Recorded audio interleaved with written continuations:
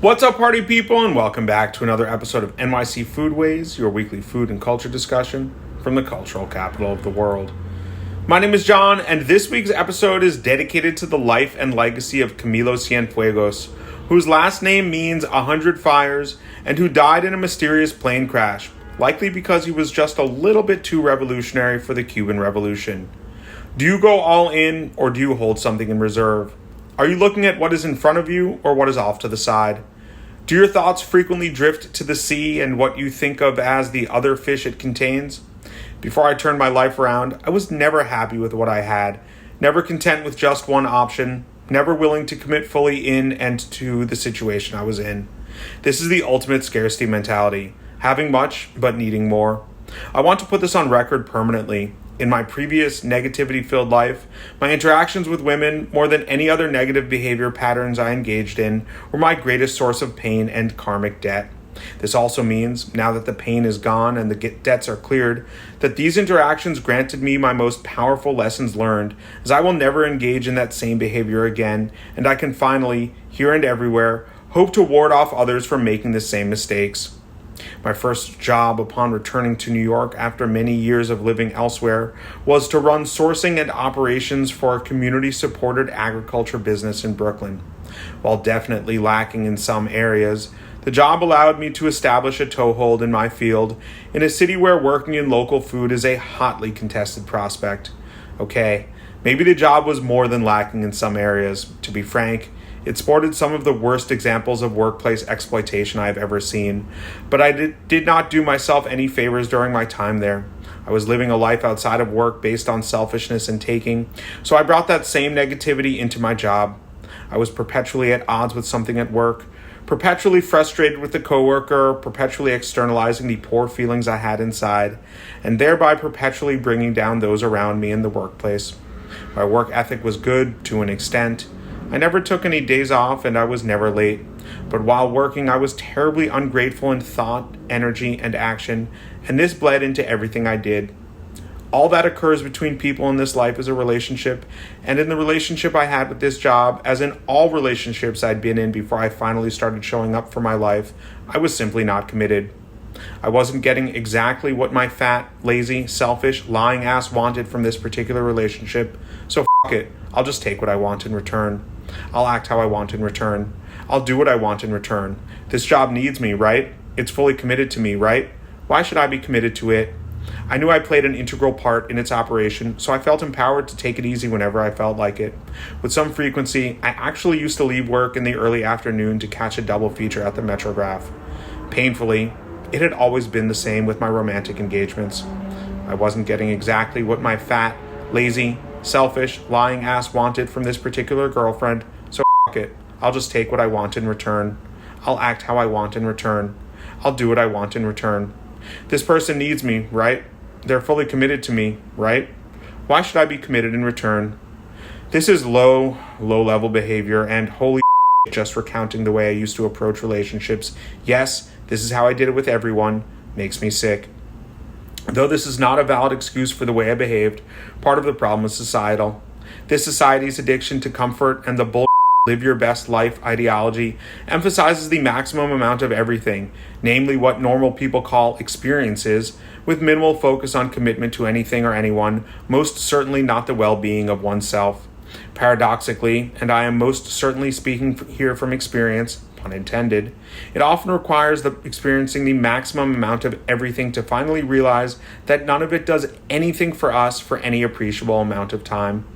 The thousands of so-called consumer choices we are bombarded with on a daily basis reinforce the destructive notion that the greater our options and the more things we have access to, the happier, or at least the more distracted we will be. So why shouldn't it be the same with people? We are expected, no, encouraged, to use apps that grant us access to a potentially unlimited pool of bodies with as little or as much commitment as one or both parties are willing to invest. To call this poisonous is to call Sophie's Choice a little long and drawn out. What I need to emphasize to you here about commitment is that weak men desire commitment from, and strong men desire commitment to. I used to lust for the validation we expect to arrive alongside others' investment in us, which is the definition of scarce and needy. Nowadays, the only thing I yearn for in my relationships and for the abundant man, recall that everything is a relationship, is the ability to invest myself fully in others. So here's how abundance works. When you fill your cup from the cups of 10 others, your cup is not 10 times as full. In fact, it's that much more empty.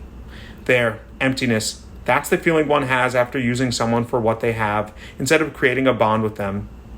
They let you in as far as one can, and you let them barely scratch your surface. You leave them empty, and you leave them empty when you refuse to commit to another person. Because really, it's a refusal to commit to yourself, to your ethics, to your moral code, to being upfront, open, and honest, to being a fully formed being instead of a one-dimensional beast fit only to use others and the world. But no, when you live like this, the world you badly. Here we go. If you are interested in experiencing the worst guilt known to man, cheat on your partner. Make sure they are fully committed to you and would never think of stepping out on you. Ideally, you two live together and sleep in the same bed every night. After the deed is done, you will feel awful, worse than awful. There will be lies, to them, to yourself, to the universe. But the truth you can never escape, is that you betrayed the ultimate bond between two people, commitment, and this will haunt you forever. Every moment of what I perceived to be pleasure while cheating paid back 1,000-fold later on in the opposite, 1,000,000-fold. It literally hung over me, cursing me, bringing me the worst in long-term karmic debt and relationship issues until I committed myself to nothing other than commitment itself. And so that's why I am fully committed to everything I do. I must be. I know so well, all too well, far too well what it means to take and take and take all they are willing to give and more. It's horrible. Fortunately, the great thing about commitment is that it draws its value from the self instead of the other. When we fully pour ourselves into a task, a mission, or a relationship, we then own in entirety the manner in which we are affected by it. If we're all in, we can rest easy knowing we did all we could to make it work. It's only when we keep part of ourselves in reserve that we are in pain, knowing that perhaps if we were clearer in our communication, if we were stronger in our dedication, if we were more willing to be there for those who needed us, perhaps it would have worked out, or perhaps not. But let that be up to the other party to decide. We are only in control of our own actions and reactions, and if we commit ourselves to ensuring those are of pure intent, we ensure that, come what may, we can be at peace with ourselves, even if it feels like others are at war with us, because we know we have given all we can to fighting the good fight. So why commit in a world that emphasizes the opposite? Why give yourself and give of yourself fully in a world full of takers? Because the truly abundant person knows that there is enough of him to give freely, without hesitation, without reservation, without holding back. And if the other person won't commit in return, well, it shows very clearly, and without a lot of the painful opacity that comes with interpersonal relationships, that they are simply not the right one for you. Like everything else, it just comes down to being honest, a rare commodity in a society of lies and liars. Be honest. How did it feel to know they wanted more, but you only gave them scraps? How did it feel to look at them in the eyes and to try to pretend you didn't care? How did it feel to come home to them, to get in bed with them, to wake up to them? They who would do anything for you. Be honest. How did it feel to use others, as many others as possible, for your own temporary pleasure? I know exactly how it felt. You are powerless to convince me otherwise. So commit this to memory. It's never too late to commit. To commit to yourself, to your person, to your people, to a refusal to replicate all of the uncommitted garbage behavior you have observed and attempted to replicate, which only ended up replicating pain in your heart and in the hearts of others. You don't love them because you don't love yourself. And self-love begins with a commitment to change. So what would it take for you to finally commit? To negate all the half investments you make in yourself, in your relationship, in your life? How many broken promises, broken bonds, broken people will you leave in your wake before realizing it is you who is broken. I had to reach my own breaking point in order to fully commit to a life of total commitment, and now I'm fully committed to helping you do the same. I love you and am here for you, even if you aren't there for yourself. Thanks for watching, and we'll see you next week for another episode of NYC Foodways. Peace.